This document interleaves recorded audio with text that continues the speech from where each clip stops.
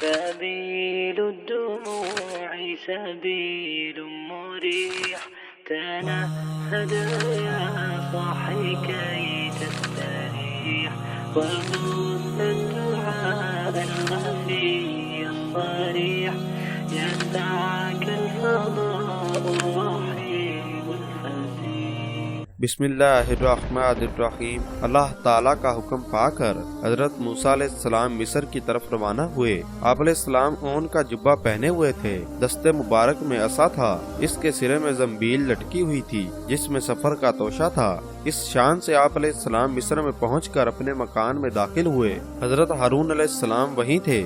آپ نے انہیں خبر دی کہ اللہ تعالیٰ نے مجھے رسول بنا کر فرعون کی طرف بھیجا ہے اور آپ کو بھی رسول بنایا ہے کہ فرعون کو خدا کی طرف دعوت دو.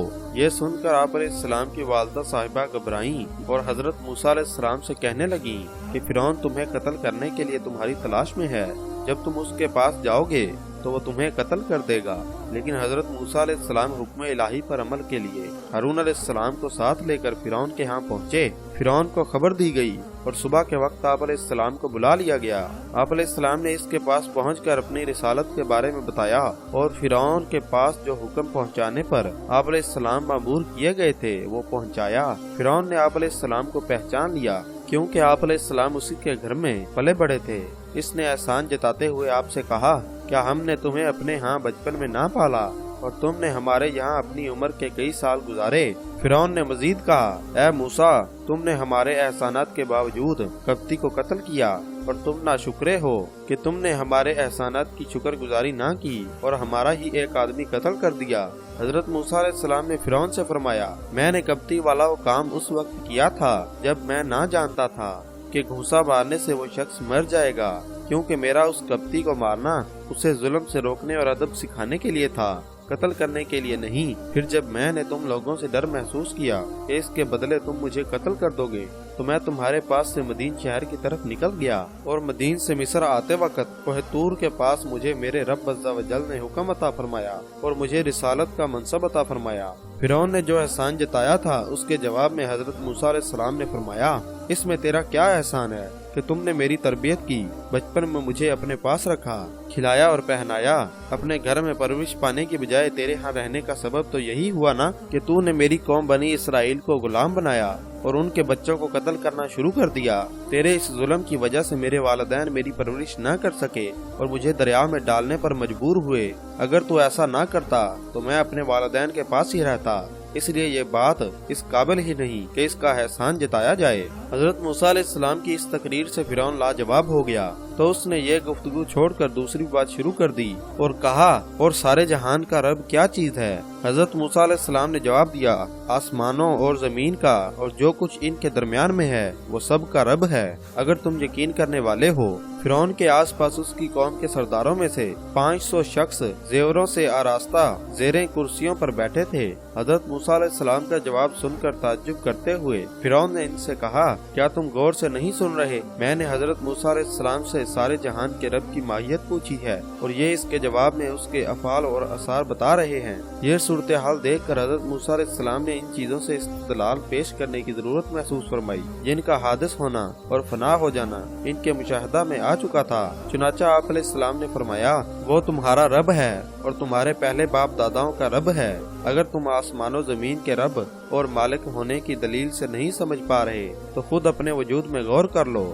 تم اپنے آپ کے بارے میں تو جانتے ہو کہ پیدا ہوئے ہو اور اپنے باپ دادا کے بارے میں جانتے ہو کہ وہ فنا ہو گئے ہیں, تو تمہاری اپنی پیدائش اور تمہارے باپ دادا کے فنا ہو جانے میں اس رب تعالیٰ کے وجود کا ثبوت موجود ہے جو پیدا کرنے والا اور فنا کرنے والا ہے. حضرت موسیٰ علیہ السلام کا جواب سن کر فرعون نے کہا, معاذ اللہ, تمہارا یہ رسول جو تمہاری طرف بھیجا گیا ہے ضرور دیوانہ ہے کہ یہ سوال ہی نہیں سمجھ سکا تو اس کا جواب کیا دے گا. لیکن حضرت موسیٰ علیہ السلام نے ہدایت کے فریضے کو اعلیٰ وجہ الکمال ادا کیا اور اس کی اس تمام لا یعنی گفتگو کے باوجود اپنے مقصد یعنی دعوت توحید ہی کی طرف متوجہ رہے اور فرمایا, وہ مشرق اور مغرب اور جو کچھ ان کے درمیان ہے سب کا رب ہے. اگر تمہیں عقل ہو تو جو بات میں نے بیان کی اس سے اللہ تعالیٰ کے وجود پر استدلال کر سکتے ہو, کیونکہ مشرق سے سورج کا طلوع کرنا اور مغرب میں غروب ہو جانا اور سال کی فصلوں میں ایک معین حساب پر چلنا हवाओं और बारिशों वगैरह के निज़ाम, ये सब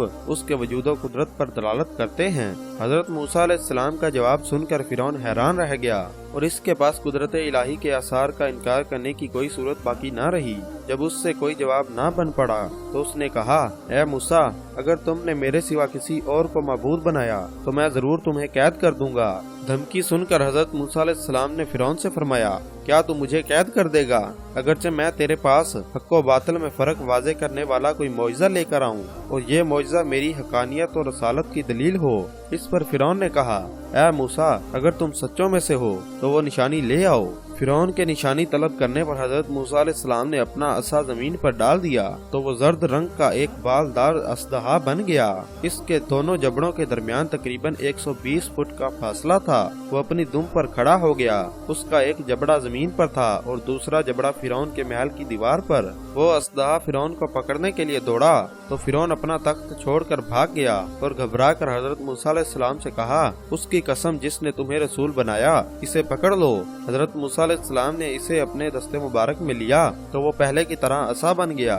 फिरौन कहने लगा, इसके सिवा और भी कोई मौइज़ा है? आप अलैहिस्सलाम ने फरमाया, हाँ। फिर आप अलैहिस्सलाम ने अपना हाथ गिरेबान में डालकर निकाला तो अचानक उससे सूरज की सी शुआएं जाहिर हुईं, जिससे देखने वालों की निगाहें चकाचौंध हो गईं। इस निशानियों का मुशाहिदा करने के बाद समझने की बजाय फिरौनियों ने कहा, ये तो सिर्फ एक बनावटी जादू है और हमने अपने अगले बाप दादाओं में से ये बात कभी नहीं सुनी। आप अलैहिस्सलाम ने इनके जवाब में इरशाद फरमाया, मेरा रब अज़्ज़ा वजल इसे खूब जानता है कि कौन हम में से हक व हदायत पर है और किसे आखिरत का अंजाम नसीब होगा। अगर तुम्हारे गुमान के मुताबिक मेरे दिखाए हुए मौजज़ात जादू हैं और मैंने इन्हें अल्लाह ताला की तरफ मंसूब करके झूठ बोला है तो अल्लाह ताला मुझे ये कभी अता ना फरमाता, क्योंकि वो गनी और हिकमत वाला है और उसकी ये शान नहीं कि वो किसी झूठे और जादूगर को रसूल बनाकर भेजे।